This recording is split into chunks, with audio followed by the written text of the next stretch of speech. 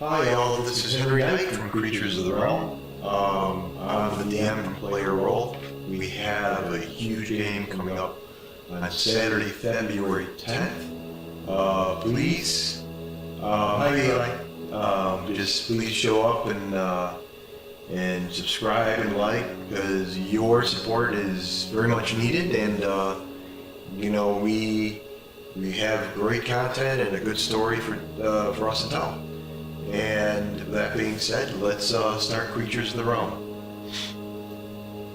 Tonight we're gonna go over the Demi-Lich, and everyone who knows the Demi-Lich is a tiny undead neutral evil creature.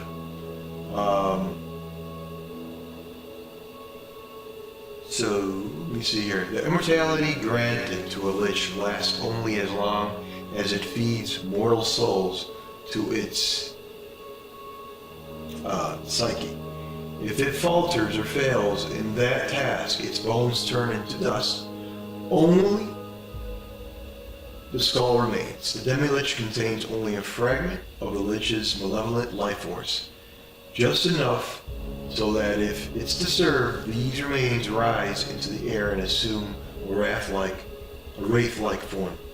The skull then emits a terrifying howl that can slay the weak-hearted and leave other trembling with fear.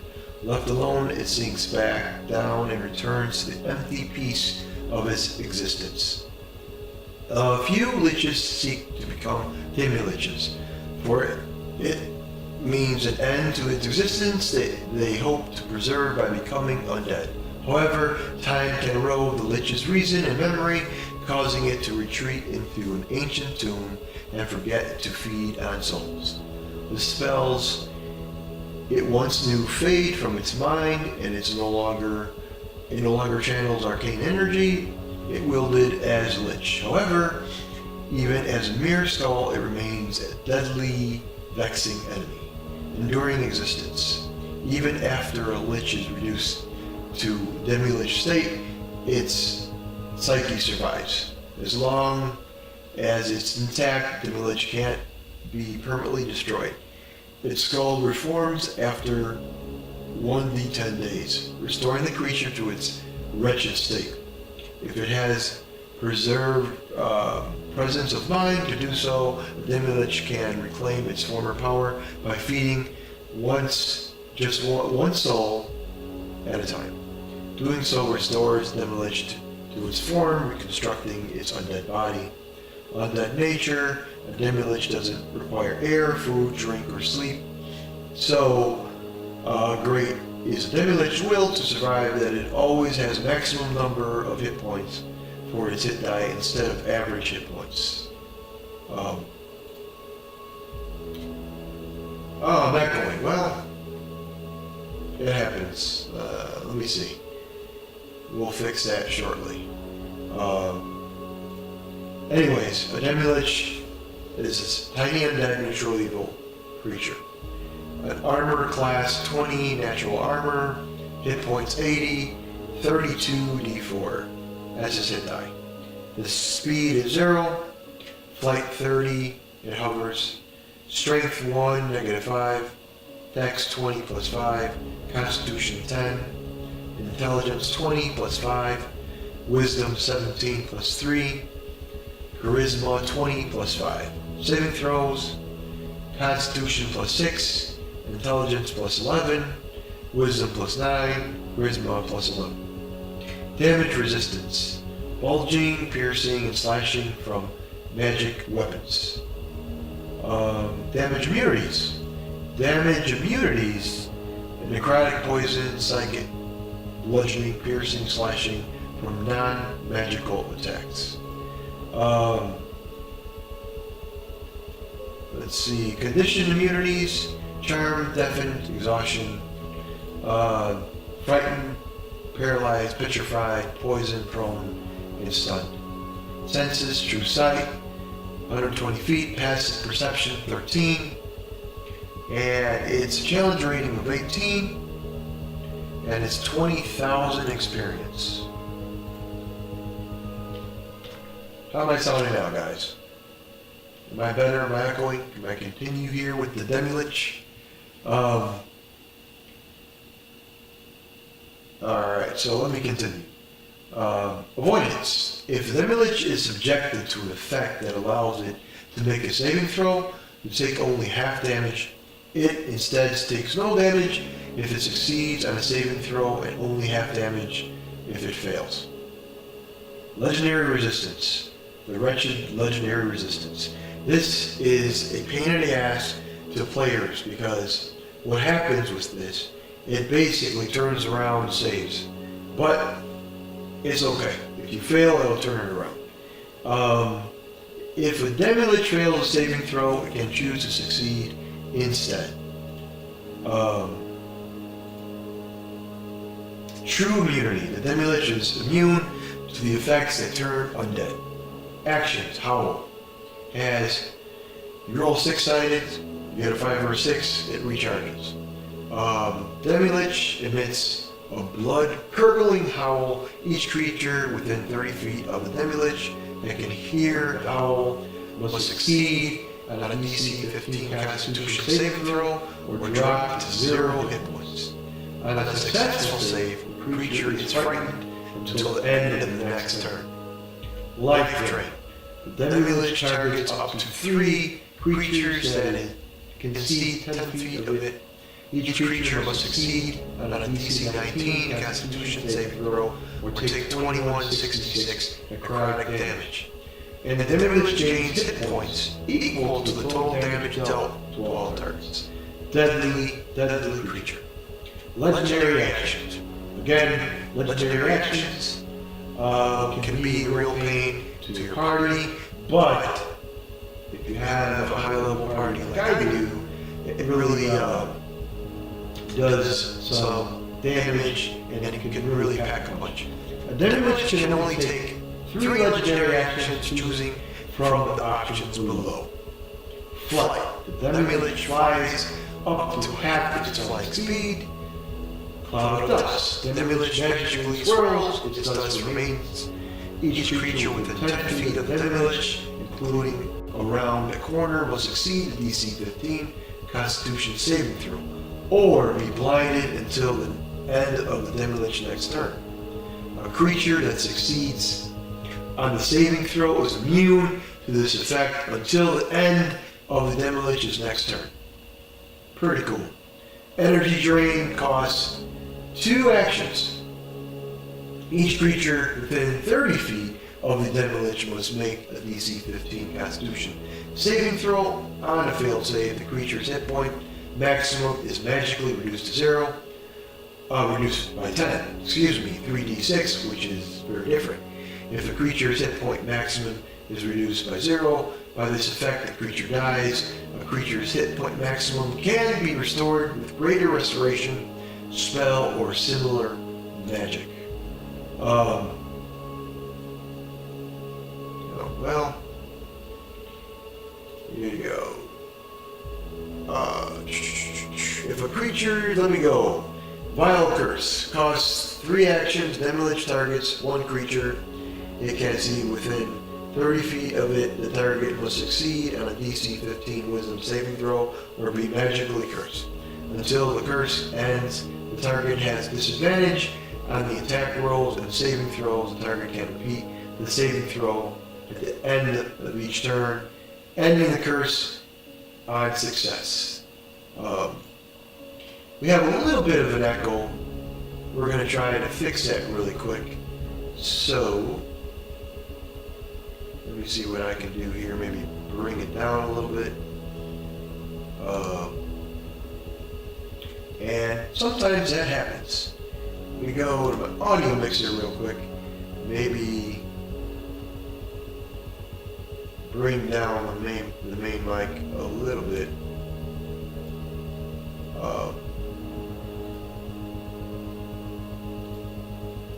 Let's see what that does.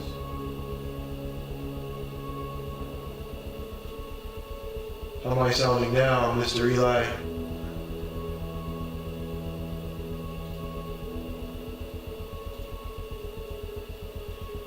How am I sounding now? Am I sounding better? Okay. watching me on YouTube, and I have a little bit of an echo, but hopefully this changed the setting on the audio.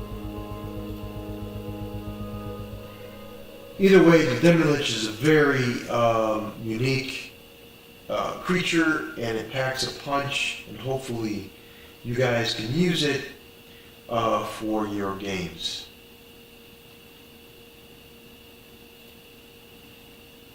Sometimes that happens.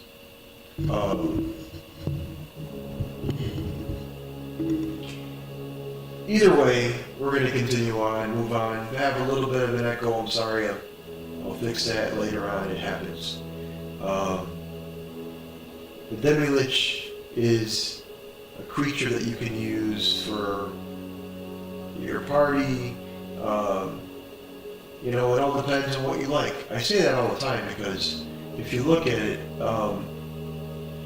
it's not very strong, but it's fast, and it has very dangerous legendary actions.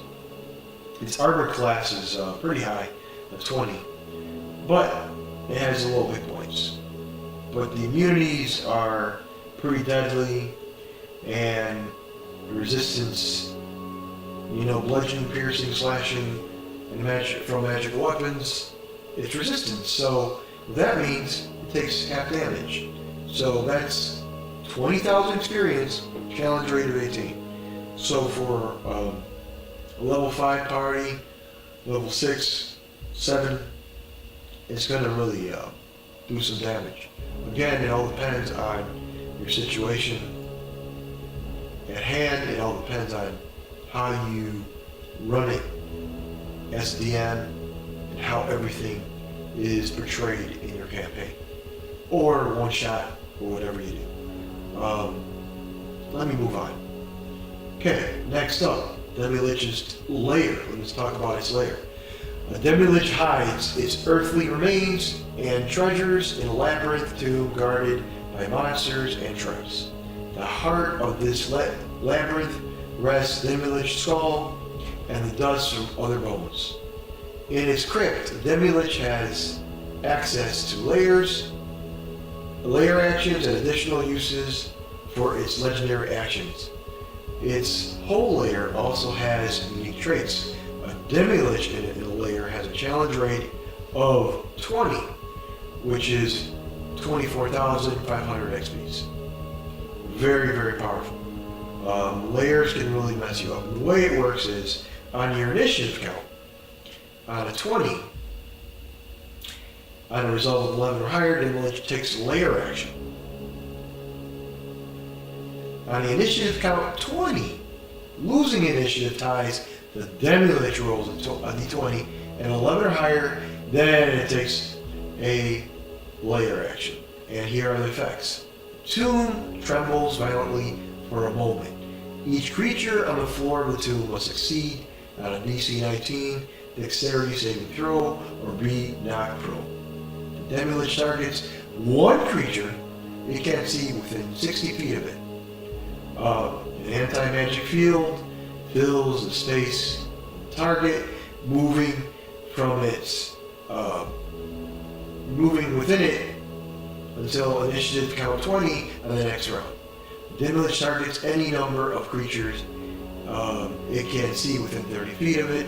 No target can remain hit points until the initiative count 20 on the next round. Layer traits. The layer traits are pretty cool.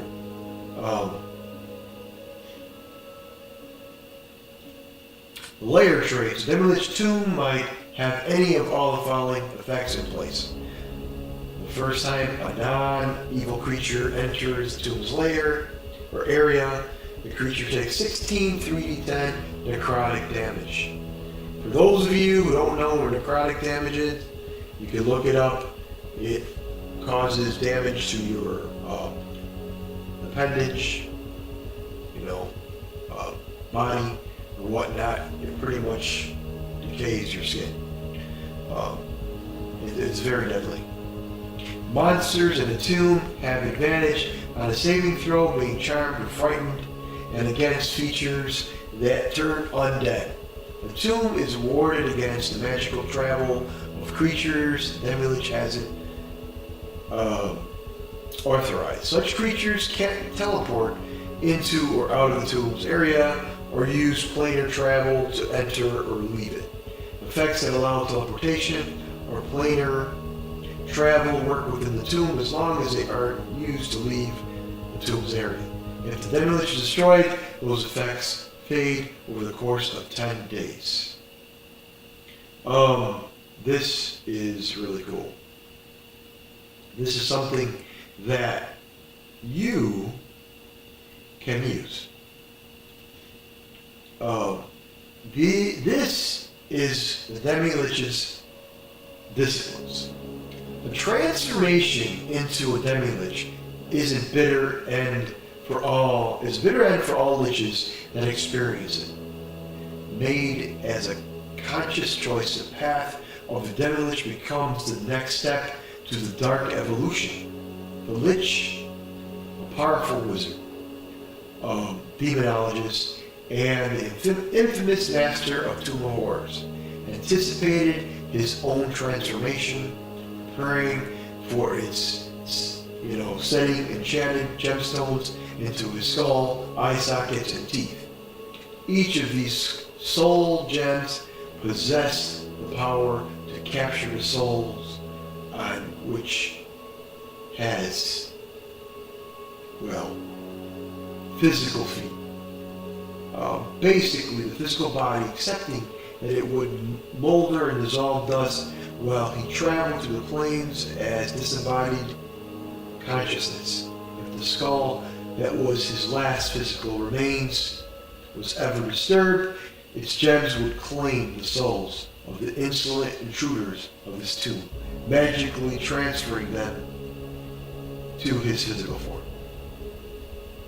Anyways, this is something that a Lich has. Disciplines are very, very powerful. Trap Soul. The Demilich targets one creature that it can't see within 30 feet of it. The target must make a DC 19 Charisma saving throw. On a failed save, the target's soul is magically trapped inside one of the Demilich's gems. While the soul is trapped, the target's body and all the equipment is carrying cease to exist. On a successful save, the target takes 2476 necrotic damage. And if damage reduces the target to 0 hit points, the soul is trapped. And if it fails a saving throw, the soul trapped in the gem for 24 hours is devoured and ceases to exist. This right here is a powerful, powerful creature. So remember, if you use it, there's going to be a lot to handle. And as a DM, when you use a creature like this, a lot of players, depending on your setting of your game, may not like the situation. But if your story is good, if your content is good, and everything just comes together in your story, this is a great creature to use. I love using zombies, liches, obviously. If you want to check out Playerole, the Vecna storyline is excellent. I urge you to check it out. It is only a 3-parter. The arena is a 6-part. But either way, the Vecna series that I wrote for Playerole is very good. The players had a lot of fun. And if you have any questions about creatures you want me to talk about, you want me to talk to you about it, maybe you have a problem with the way you run a creature, just chime in here and let me know. Either way, that's all I got. Next episode 20, we're going to go through demons. We're going to continue on the D. Demon lords, the demon types, and all that stuff. I like using those demons a lot in my games. I think they're pretty cool. But yeah, they're antagonists, and they make your party, your party run for their money, and they know a couple demons that I created and that I wrote in the story, and they've enjoyed it. So hopefully you'll enjoy it as well. Tomorrow good night, Eli. It's very late for you. Thank you for showing up tonight. The episode 21 for the next chapter in season 1 will be on Saturday, February 10th, 8 p.m. Central. Join us. Please join us. Let us know what you think. Let us know what you think of me. Let us know what you think of the game. Just chime in here, comment, or so forth. Don't forget to subscribe. Don't forget to like.